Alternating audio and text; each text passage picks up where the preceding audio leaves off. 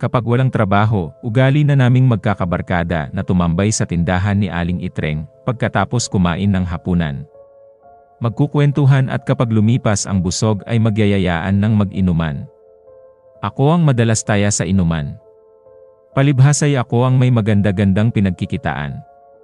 Kapag paldo ako, beer ang painom ko. Pero kapag gipit, tiis kami sa napakapait na hinyebra. Ang mahalagay may tinutungga para lalong sumaya ang kwentuhan. Sa apat kong barkadang sina Arnel, Noel, Doming at Zaldo, ay si Arnel ang pinakakalog, kaya't natural ay lagi siyang bangka sa kwentuhan. Ang isa sa mga hindi ko malilimutang kwento ni Arnel, ay ang tungkol sa pinsan daw niyang napasukan ng langgam sa tenga. Kung hindi raw dahil sa kanya, ay hindi lalabas sa tenga ang langgam. Tanong ko'y ano bang ginawa niya at lumabas ang langgam. Tugon niya ay nilagyan daw niya ng asukal ang bukana ng tenga ng pinsan niya. Hayot sumabog ang malakas na tawanan. Inaabot kami ng gabi sa pag-iinuman. At kapag pauwi na kami, kwentong katatakutan naman ang ikinukwento ni Arnel. Palibhasay malapit lang ang uuwian niya, kaya ang lakas manakot ng loko. Samantalang kami nina Noel, Doming at Zaldo ay malayo at masukal ang uwian. Ako ang pinakamalayo ng inuuwian. Kaya naman ako ang laging napapagdiskitahang takutin ni Arnel. Tumatag daw ako at baka makasalubong ko ang ulong pugot na lulutang-lutang, ang nakangising sabi niya sa akin ng gabing iyon. Isang malutong na siraulo ka ang lagi kong itinutugon sa kanya. Tuloy, kahit kargado ako ng alak ay kinikilabutan ako habang papauwi. Parang totoong-totoo kasi kung magkwento si Arnel. Colored wika nga, may horror music at sound effects pa. May mga bahagi pa naman akong dinaraanan na napakadilim at napakasukal. Nang bigla akong may matisod na bilog. Gumulong iyon. Tila pugot na ulo. Tumayo ang lahat ng balahibo ko sa katawan. Pero nakahinga ako ng maluwag nang mapansin kong nahulog na bunga ng niyog lang pala iyon. Tinamaan ng magaling na Arnel iyan, tinubuan na yata ako ng nerbiyos sa katawan nang dahil sa kakukwento niya ng mga katatakutan. Itinanim ko na lamang sa isip ko na hindi naman totoo ang mga katatakutan. Sa mga babasahin at panoorin lang nangyayari iyon. Subalit isang gabing papauwi ulit ako sa amin, ay nakita kong nakatumba ang punong kawayan sa tulay na aking daraanan.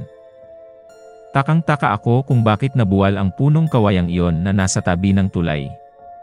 Hindi naman bumagyo. No choice kundi suungin ko ang nakaharang na puno ng kawayan. Nagkasugat-sugat ang balat ko bago ako nakalampas. Ngunit ganoon na lang ang pagtataka ko, nang kinaumagahan, ay makita kong nakatayo na ulit ang punong kawayan sa tabi ng tulay. Otomatikong natingnan ko ang mga braso ko. Wala na ang mga sugat. Napalunok ako. Anong kababalaghan ito? Naitanong ko sa aking sarili. Pinilit kong magpakahinahon. Siguro ay guni-guni ko lang ang lahat dahil sa kalasingan ko ng nagdaang gabi sa pantaha ko. Pero ayon sa inay ko, pangitain ang pagkabuwal ng punong kawayan na muling magpapakita ang multo ng paring pinugutan ng ulo ng mga sundalong Hapon sa lugar na yon noong panahon ng giyera. Mula nooy natakot na akong abutin ng gabi sa labas. Hindi lang kasi ang inay ang nagpapatutuo sa pagpapakita ng paring pugot, kundi halos lahat ng matatanda rito sa amin. Minsan ay pinasyalan ako ni Arnel sa bahay. May dala siyang alak at pulutan. Napasarap kami ng inuman. 10:00 na ng gabi nang matapos. At nang paalis na si Arnel ay naisipan kong gantihan ang mga pananakot niya. Sabi ko'y baka makasalubong niya sa daan ang paring walang ulo. Tinawanan lang ako ng loko. Hindi pa nagtatagal na nakakaalis si Arnel nang marinig ko ang malakas niyang sigaw. Otomatikong napatakbo ako sa kinaroroonan ni Arnel. At walang pangalawang kilabot ang lumukob sa aking katauhan nang makita ang kinatakutan niya. Ang paring walang ulo. Gusto kong tumakbo pero para akong itinulos sa aking kinatatayuan. Gusto kong sumigaw, pero walang boses na lumabas sa aking bibig. Samantala, si Arnel ay walang malay na nakahandusay sa daan. Hindi niya nakayanan ang nakakasindak na nasaksihan, kaya pinanawan ng ulirat. Nakalutang sa hangin na dahan-dahang pumasok sa kakahuyan ang paring walang ulo. Hanggang sa tuluyan na itong maglaho sa aking paningin. Niyugyug ko si Arnel at sinampal-sampal para magkamalay. Hindi naman nagtagal at nagkamalay siya. Pero tulala na animoy na matanda. Ipinagamot siya ng kanyang ina sa mediko o albularyong si Luis. At sa awa naman ng Diyos ay gumaling si Arnel. Anya, kahit bayaran daw siya ng 1,000,000 piso ay hinding-hindi na siya lalabas ng gabi lalo pa at walang kasama. Hindi na rin daw siya magkukwento ng mga katatakutan. Marahil daw kasi karma na niya ang pagpapakita sa kanya ng paring walang ulo. Minsan ay nagkausap kami ni Luis tungkol sa paring walang ulo. At may sinabi siya sa akin na hindi ko alam kung panghihinayangan ko o ano. Kung sinundan ko raw ang paring walang ulo, ay ituturo nito sa akin ang ibinaong kayamanan ng mga Japanese soldiers na pumugot sa ulo nito. Sa mismong kinatatayuan daw ng punong kawayang nasa tabing tulay pinugutan ang pari.